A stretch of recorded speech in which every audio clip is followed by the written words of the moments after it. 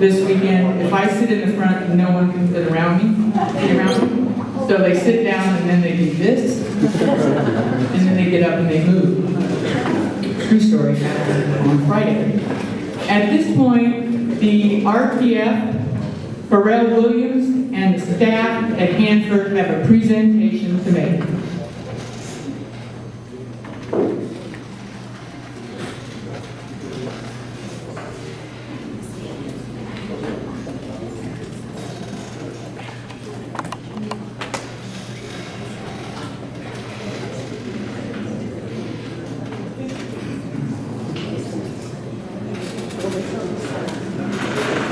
Hit it.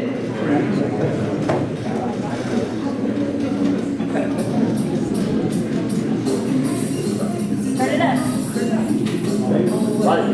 Need some volume. The lights down.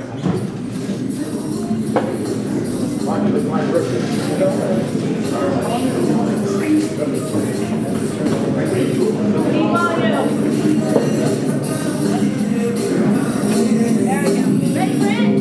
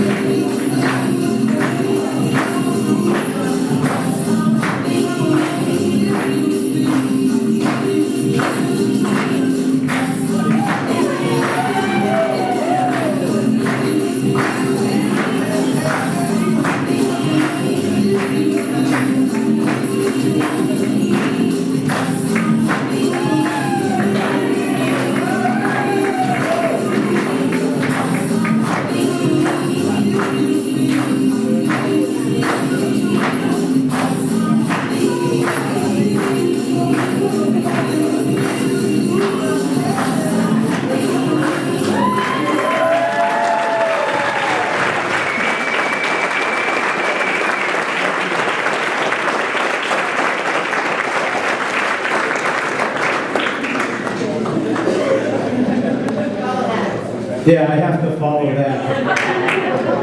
I'm a little worried about that shot of Kevin Meisner. He's the director of our police department. Coming out of a hotel room? What was that about?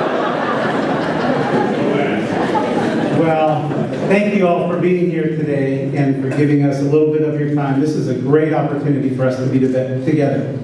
First, I want to make a couple of quick introductions that we often do. I want to acknowledge that our board members have come in a little bit early today. We're here for our regular board meeting tonight, but they knew that this forum was scheduled. They knew we were going to have some news to share, and they made the time to come in even a little bit earlier to be a part of that. So I want to acknowledge and thank them. We have board members Ken Nunes and Earl Mann. We have our vice president of the board, John Zumwalt, and president of our board, Lori Cardoza. And just walking in, we have board member Greg Sherman. Thank you guys for coming.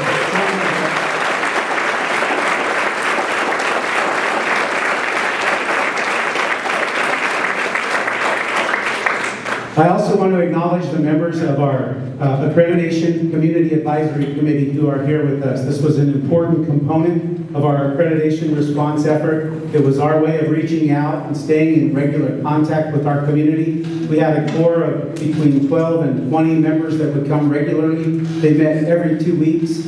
They were here to listen, to provide input, to provide feedback, and in the end became some of the college's greatest ambassadors out in the community, representing the fine work that we were doing. And so I won't name you all by name, but this little group right here, our Community Advisory Committee members, would you guys please stand up just so we can thank you?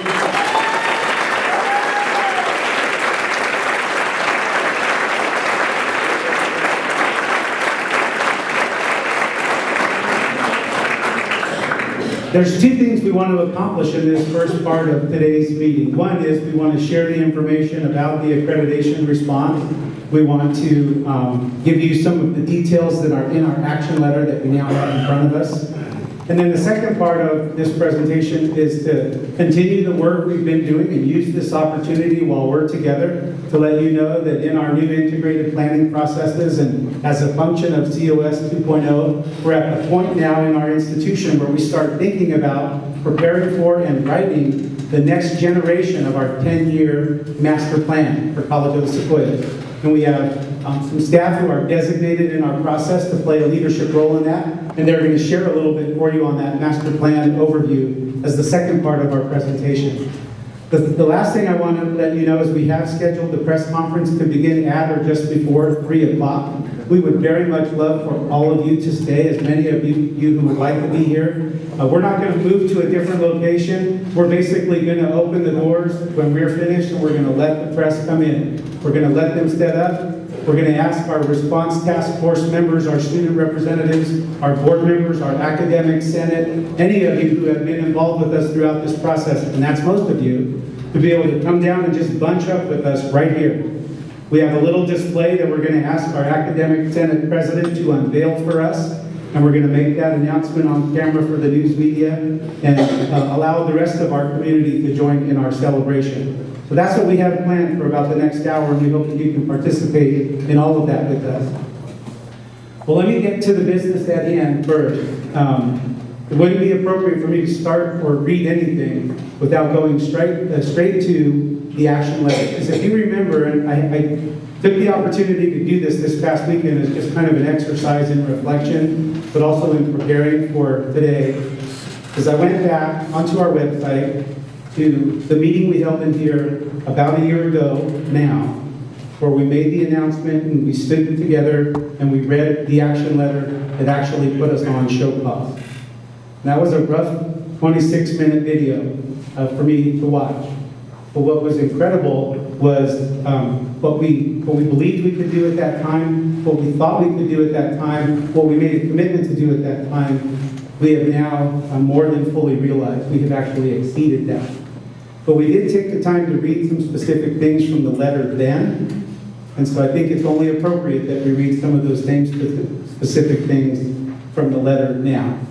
The letter was mailed out February 7th, dated February 7th, Friday, which is when it went into the mail. It's from the Accrediting Commission for Community and Junior Colleges. It reflects on the visit that was conducted by the visiting team representing the ACCJC on November 13th and 14th. right here in our own district, and that report that they submitted on our behalf, in addition to the show cause report that we prepared and submitted, which you'll remember had 7 recommendations and 38 individual standings. Paragraph 2 is my new all-time favorite paragraph in the history of legal documents. And it says in part the following: the Commission found that the College of the Sequoias has resolved many of the deficiencies that were identified in the February 11, 2013 action letter. The Commission acted to remove show cause from College of the Sequoias,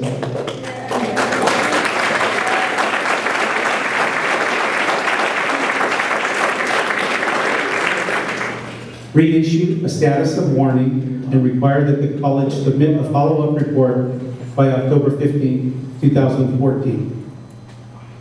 It says here that warning is issued when the institution needs to provide either additional information or needs additional time to confirm that eligibility criteria and standards are fully met.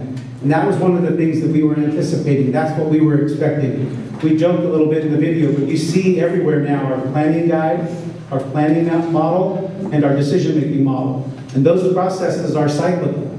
They take a year's cycle to implement, complete, review, and then re-implement and complete and review. And when the team arrived in November, we had only begun in earnest implementing everything at the start of the fall semester in August.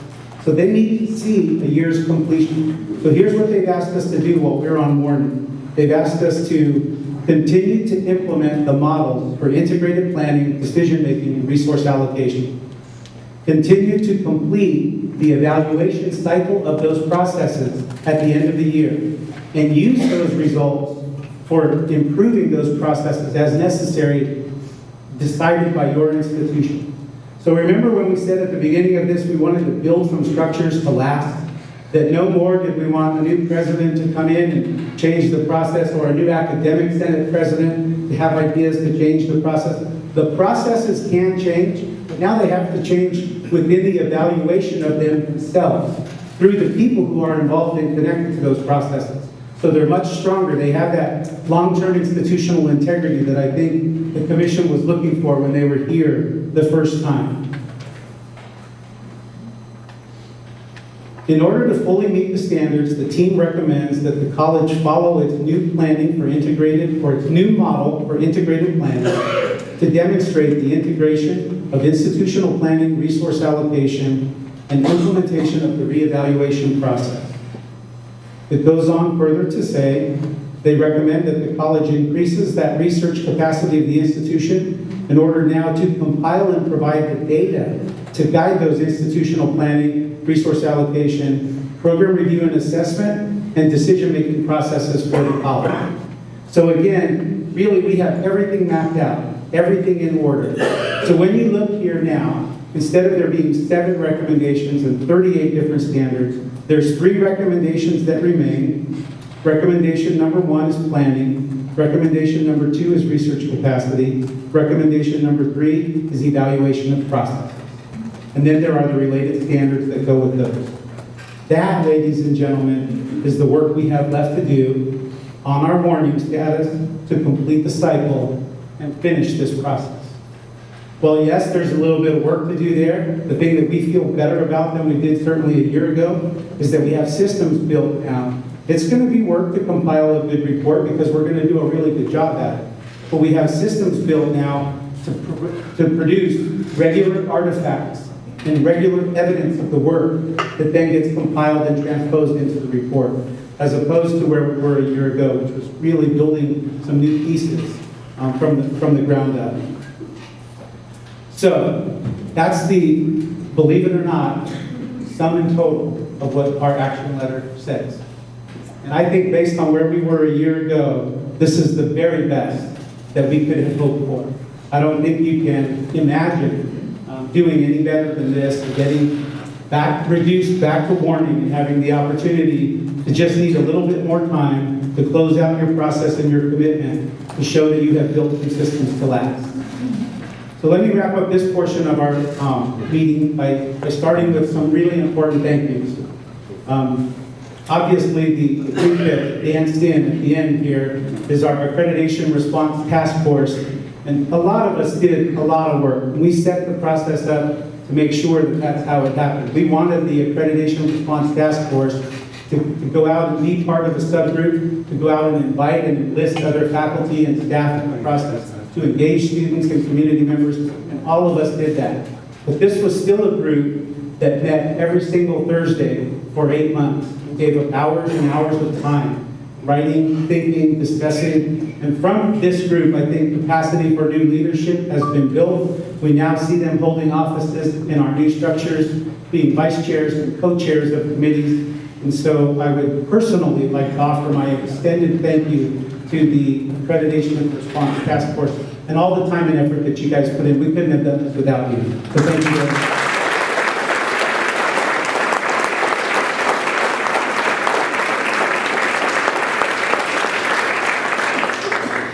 There were really important partners in this process, absolutely. Faculty at large, incredibly important. Very talented, very hardworking. The arm that leads our faculty in the governance portion of our institution's responsibilities is Academic Senate. And Academic Senate came through like champions. There was a lot of hard work. I sat in most of those meetings. There were long debates, lots of discussion, detailed paperwork, hastily moving processes through to make timelines, calling special meetings to get things done before we broke for summer. A lot of stuff that most folks don't realize that we just watched and kind of got used to seeing inside the operation because we were in accreditation response mode.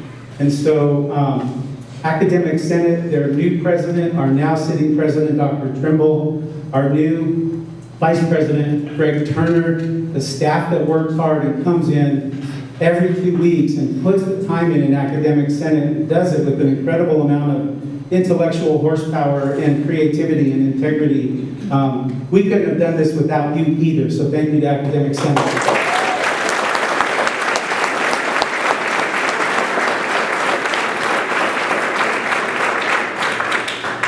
We made a really important effort to reach out to a cross-section of faculty and staff. Our staff are represented by our classified employees, both classified employees and classified management employees. And if you looked across the task force, the subgroups, and now you look across the committees, there's a new generation of staff and faculty who have come forward to help populate those. And we're really impressed with all the hard work and commitment, and I think untapped potential we've started to realize now from our classified faculty and staff. The classified the classified managers and the classified staff that have come forward have made incredible contributions, done a lot of really hard work, taken this to a level now where it's a part of what their staff development is annually. It's a part of the information that they're sharing and communicating among staff, and we very much appreciate that. And so I don't want to forget to say thank you to the classified staff. They did a great job.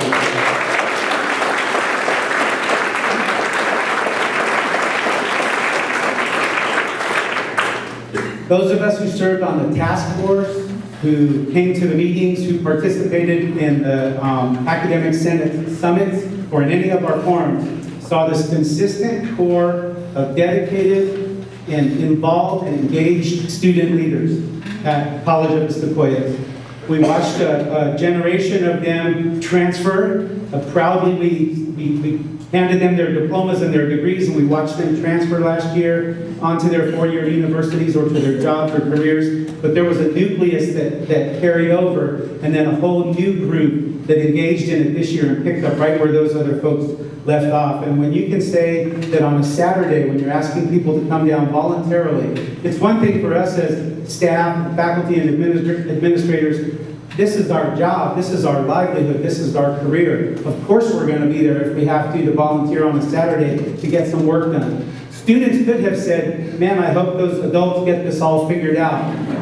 But these students didn't. They had 9 or 10 students volunteering every Saturday to participate and being a part of these committee meetings. Some of the most impressive student leadership I've been privileged to be around. So congratulations to our students.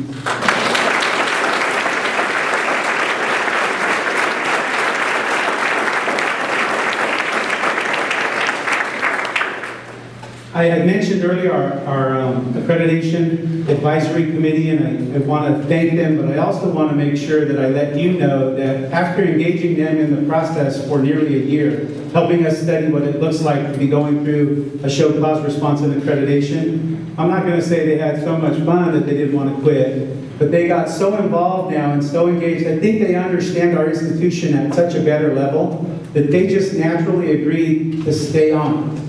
And what's happened now is we don't have the Accreditation Advisory Committee, we have the College of the Sequoias Community Advisory Committee. And they're going to stay with us. And they're going to meet quarterly, and they're going to look at our processes. They know what our charts say now. They know what our diagrams say. And they're here to be that community support piece and that community advocate to make sure that those processes last. So again, thank you to our community advisory committee.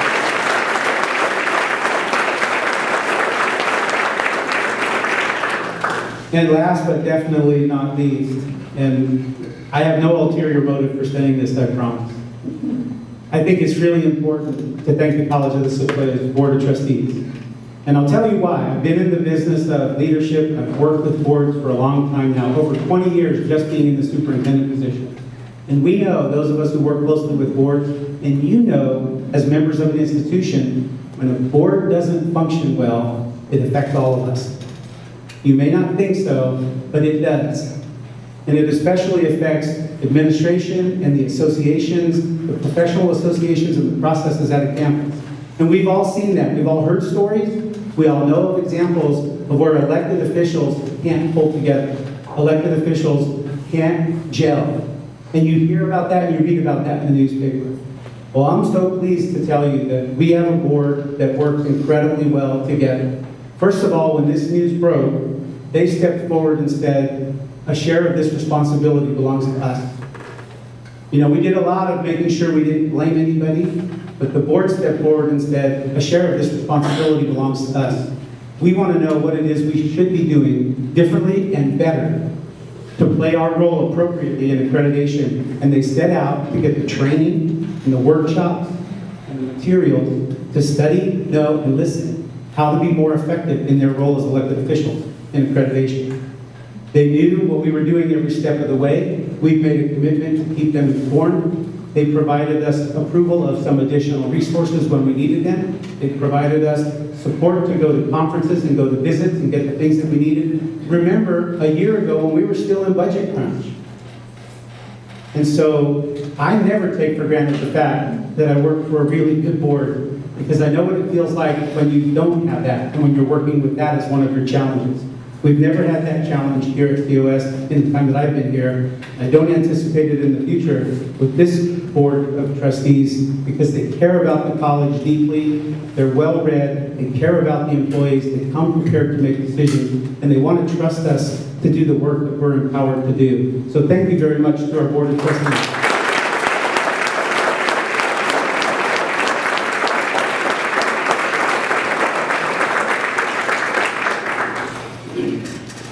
I want to close my comments with this. I stood here a year ago when I was reading the show cause letter. My voice, I just turned 14 again, do you hear that? My voice. I stood here a year ago reading that show cause letter, feeling a little bit overwhelmed. I'm sure as we all did. And you'll remember that one of the very first positions we took as a team, and I tried to model it, is that we're not here to place blame. We're not here to point the finger at anyone.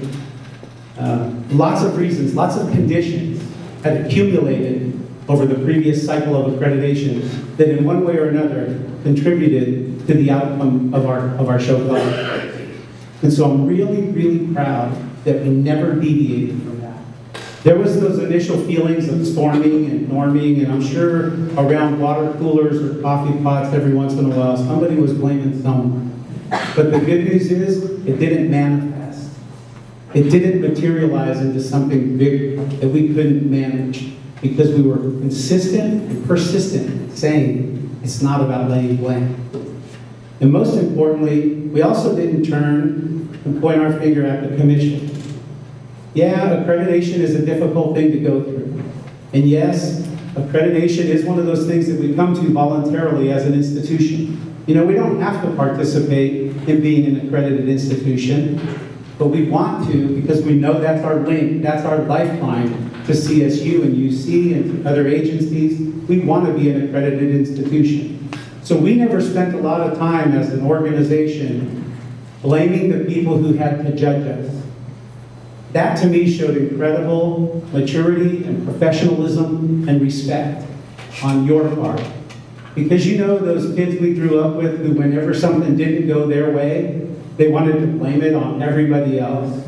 Or whenever the game wasn't happening like I wanted it to at the playground, I'd pick up the ball if it was my ball and I'd take it home. We didn't behave that way.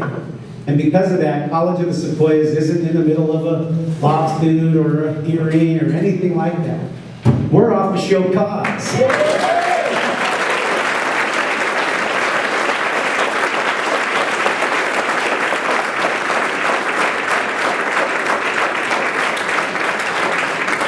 So I thank you all as faculty and staff and students for saying, instead of, you know, we don't like the rules, I don't want to be about that player who claims that I lost the game because the official blew the call. No, we have plenty of chances to win our own game when we buckle down and we do our work. And that's what we decided to do, and we did it. And it's been a successful year, a growing year, a positive year. And I see this as kind of the beginning of the next generation of College of the Sequoias. It really is that type of significant sea change that's taking place. And we were interviewing candidates today, excited to come and work here. And just, it's so excited. And they're saying, this is such an incredible time. Now, right now is the time I want to be a part of what's happening at College of the Sequoias. So our reputation has gone through and is continuing to go through that kind of transformation that we were all hoping for. Before we move into the master plan, it wouldn't be right for me not to share the microphone today with our counterpart, our president of the Academic Senate, Dr. Thea Trimble, and give her an opportunity to comment on accreditation.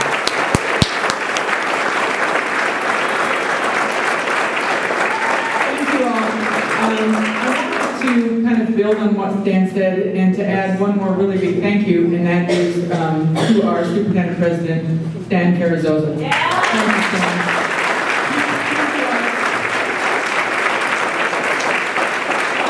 He came to us without community college experience, and he was willing to listen. We didn't always agree, but he was willing to listen to how we did things and why it worked that way, and that helped us move forward. That helped us get by the bumps in the road. I wanted to also share with you, to build on what Stan said about blame and the fact that we did not do that. We did not go that path, and how much stronger we are because of it. This weekend, some of us had the pleasure of being at an Accreditation Institute. And we were sitting at the table with our colleagues from Cuesta College. Cuesta College got their notification. Amazing people gave a presentation on what they went through and where they are now. And I wanted to share with you where they are now. They are a strong organization. They are totally united in their commitment to their college, to their processes, and to moving forward. And they had a panel that consisted of their academic senate president, their board of trustees president, their superintendent president, and their vice president of academic services. And to a person, they described how much better they are for having gone through this experience, how much better their processes are, how much better they understand how to work together, and how to get through difficult times. And I want us to hold on to that. They're a year out from us. We're going to be right where they were when we go to that Accreditation Institute next year. So thank you all for the amazing amount of hard work that you did. None of us could have done this without all. Thank you.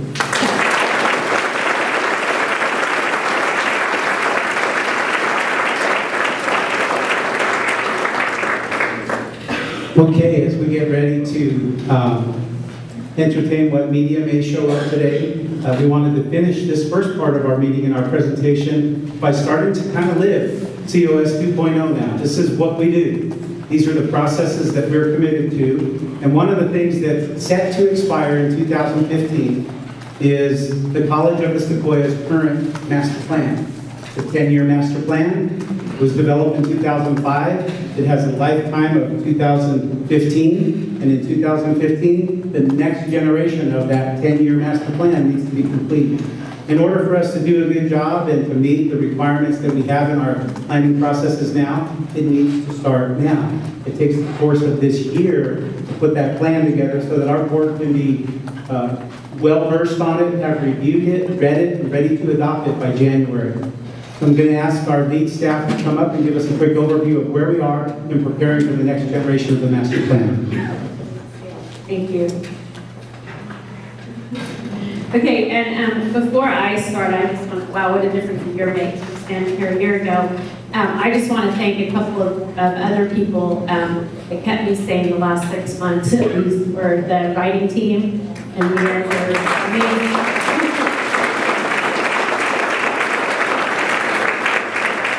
Our evidence team, who also made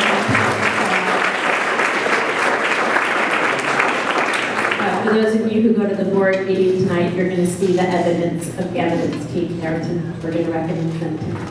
And then, aside from the faculty, staff, students who did an incredible job, all the outcomes and assessment work was incredible. That the outcomes and assessment committee led, and just everybody did exactly what they needed to do, and it was amazing. But I also want to thank two very special people who aren't here right now.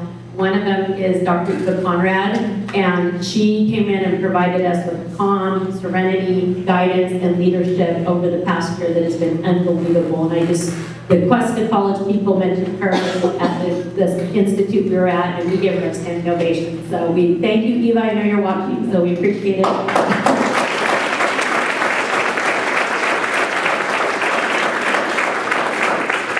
And then Dr. Bob Pacheco, who came in and helped us find some meaning to the outcomes and assessment work and how to get it in cycles, and helped Joni and her team and Robert Teto really get that going, and got us to a point where, if you heard Stan's letter, outcomes and assessment were not even mentioned. So we are where we need to be.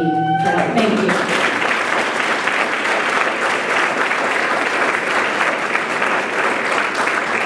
Okay, and so in closing the loop, one of the things we're going to do is the master plan. It's our 10-year master plan. And the District Government Senate charges the Institutional Planning and Effectiveness Committee with starting this process. And so I'd like the members of the Institutional Planning and Effectiveness Committee to stand up so you can see who they are. We have Lee and John, Ryan, Stephanie, Omar, Jesse, Ron, Lynn, Dolly. And I know Lisa Lowen is dancing in Hanford, so Lisa's on our team as well. And Marvin was here, so Marvin, I didn't see you, but Marvin Turk is also on the committee. And then my illustrious co-chair, Greg Turner. So we're going to share this presentation today. And for those of you guys that didn't know what this shirt is, last year at this time, Greg made this shirt and gave it to me and Stan, and it says at the top, "What's the plan, Stan?" So that's Greg's creativity. Those are collector's items. Yeah, they are. There's two. Okay, so the first thing with master plan, I think, Tim, we have to, there you go. Okay, we had to come up with a purpose, and so with the purpose of the master plan, go ahead, is we came up with five purposes. The first one is to assess our success in meeting our mission and to identify our strengths and weaknesses. So we're going to see how we're doing with that. Our second one is to look at state and national trends, as well as our local demographics, and see what those mean in the long term over the next 10 years. Out of that, if you guys remember how this works from the mission, or from the master plan, that's where we have our goals. So we're going to develop goals in the master plan that are going to lead to our objectives for the strategic plan. So we're going to develop those goals through this process. And then we are going to have two-part groups. We're going to connect our educational plan to our facilities plan. And so looking at our educational needs, what are our needs for facilities over the next 10 years? And finally, we're going to, it's a way for us to inform the public let our community, our constituents, our students, our community members know what our plans are for the future. So those are the purposes. Then IPEC has made all of these recommendations to the District Government Senate, which has been approved, but this is the Master Plan Task Force. There's going to be 25 members. We will have 12 faculty members, and we have asked Senate to appoint those. We'd like, from all of these groups, we want representation from all three campuses, and we also would like representatives from all of the various divisions. 7 managers that Stan will appoint, 4 classified staff, and we also will have 2 students appointed by the Student Senate. Okay, and the other thing we came up with was what the content would look like. So in the educational part of the plan, we are going to have several chapters. So the first chapter is going to be a background. What we'll do in the background is there are several plans that have been developed. We have the Tulare plan, the Hanford plan, and then the general plan for Visalia they've all been developed, and we don't have a place that we've ever put that all together and summarized. So in that first chapter, we're going to talk about what was in this division for and the background of the area, as well as the national and state trends and our geographic data. We're going to have a data chapter that's going to look at internal and external scans. We're going to look at all of the trend data from across the country, the state, and locally. Then you're going to take that data, analyze it, and say, what does that mean to us over the next 10 years? So what does that mean in context for the district over the next 10 years? The next part, the next chapter then is program information. So in the program, it's a snapshot, 1 page for each academic program and by division, and then also a page for the student services program. We're going to look at data, and we're going to summarize what are the success rates, what are the efficiency rates, and what is the growth over the next 10 years for the different departments, divisions. And then we have the second part will be the facilities plan. In the facilities plan, we're going to have 3 sections. We're going to have a section for Hanford, a section for Tulare, and a section for Visalia. And it's going to link all of that back to our educational plan. So we're going to look at long-term, next 10 years growth and all of those areas for the division campuses. Okay, and Greg's going to talk to you about the timelines. I think everyone needs to start with the dance move. That should be a new dance. I wasn't a dancer. I will never do that. Okay. Basically, the timeline that we're going to look at is for the first couple of phases. We have 7 full phases that go all the way through January next year. That's the time when the board should be approving the master plan. And the first phase, I was just going to say that was up there, is done.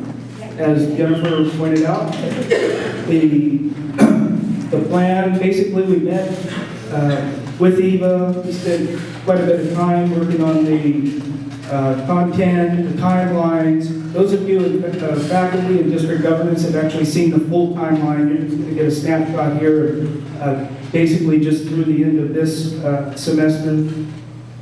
Okay, so the first phase will be drafting the roadmap, developing the master plan. This is, yeah, that's approved. All right, the phase 2 will be data gathering, distribute the template and data. Jennifer was talking about the templates for the programs. That'll be 1 page, so it'll easier than actually putting together the new program review. Okay, so it shouldn't be too much work, but this is work that's going to have to go out to the departments and the programs with some help, of course. And that's what the template and data is referring to. And we'll be doing the first draft, the background chapter at that time. And the task force will be meeting in March. I don't think the date's exactly set. But it'll be starting in March. Those of you who are joining the task force, and I know there's a few more faculty out there that want to do that. We still need some volunteers. Had to put that plug in. Okay, Phase 3, the first chapter, the data chapter will be done.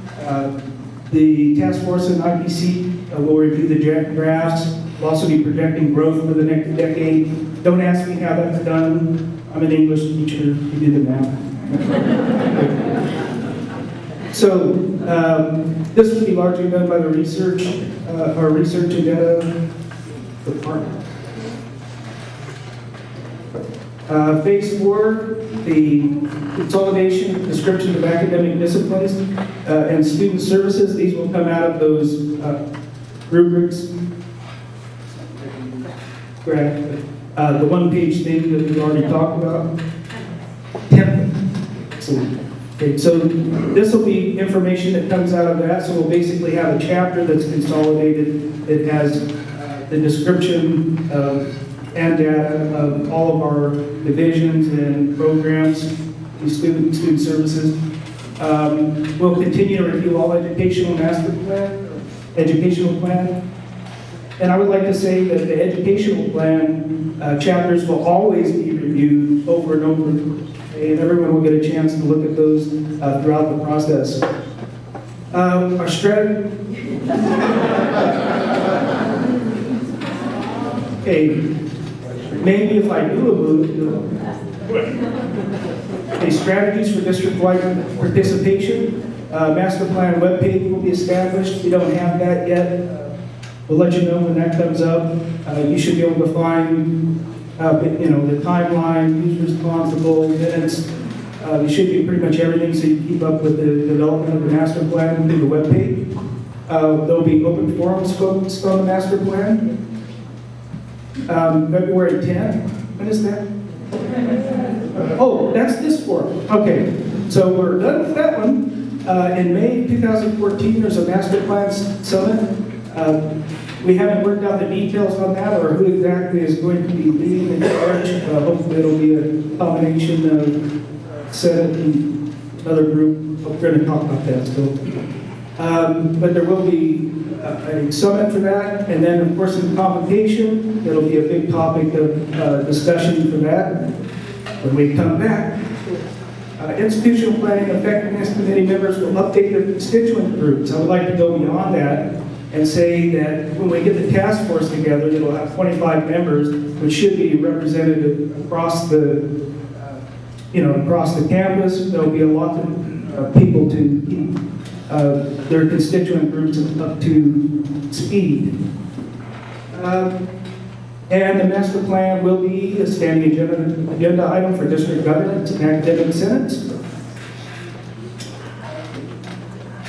All chapters will be distributed district-wide for review and comments. Basically, these chapters will be revised and re-revised until they're done, which is, us English instructors know the way the writing process works. Right? Any questions?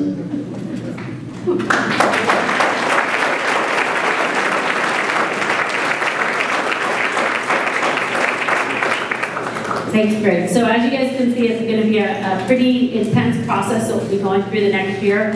But the important part is that all of this information is what's going to guide the institution for the next 10 years.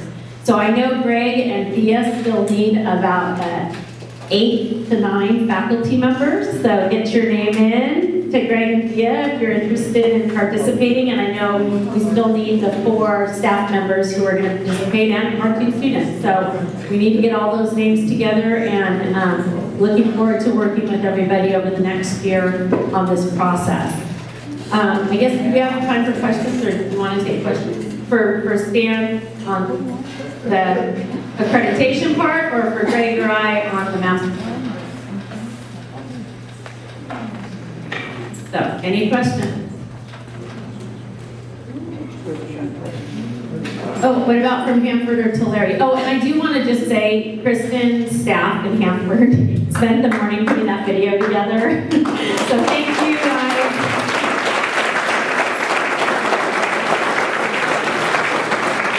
They worked really hard this morning to get that together, and they even got some Tulare people to dance in there, so I really appreciate their work. Well, you can't put this on YouTube. No, it's a hidden YouTube link, don't worry. Any questions? Okay, I'm gonna hand it back to Stan then, thank you. Okay, as we get ready to wrap up, again, we'll open the doors and we're going to allow any media who have come to come in and might need a minute or two to set up cameras. We heard from at least a couple of news stations that are going to be here, and that's nice. And some of the local print media is going to be here, and that's nice. They're also, I think, going to be very interested in talking to faculty members and getting a chance to ask you questions about your experience and how that all worked in the process. We're excited for them to have access to you if you would like that. I guess in closing, I want to say this. You know, as I listened to us start to describe what life looks like going forward in COS 2.0, and we've worked really hard to achieve this model of participatory government. The flip side of that is it requires lots of us to pull together and work. It's hard work. And we get to this point in the academic year where we're halfway through, or at least a third of the way through the second semester, and we do get that feeling every once in a while like there's just not one more thing I could be on. There's hardly one more thing I could do. I've got class, I've got grading, I've got the other stuff that I do. We understand that sense of fatigue, which is why we're hoping that many hands will make for light work. And as you've seen, I think the staff who are designing the processes are very sensitive to the fact that we all have a lot of things going on, and we can give a little bit of time, but maybe not a lot. And so we're trying to do it in a way that's sensitive to your time and allow you to have that opportunity to participate. And so we're going to continually be sensitive to that and try to make it as manageable and doable as possible so that we can keep processes moving forward. Okay, at this time, if you are interested at all, and of course we would hope that our response task force and advisory members would ask that our board members and any members from Academic Senate, but any faculty or staff, believe it or not, I think as I look around this room, if we chose to, all of us could fit right here. But what we're going to do is we're going to move the podium up and give any of you who would like to the opportunity to join us. We think a really good image for the media to see, representing College of the Sequoias, is all of us standing together as we make the announcement to the media that we're being removed from show cause. They know it, they've printed their teasers, they've got the front part of their news out there, but they haven't seen our faces yet. They haven't necessarily gotten a chance to see and feel us. And so we want to create that feeling today. So we're going to take a 5-minute break and ask all of you who are interested to come down and just start to congregate right back here. We're going to move the podium up and we're going to allow the media in.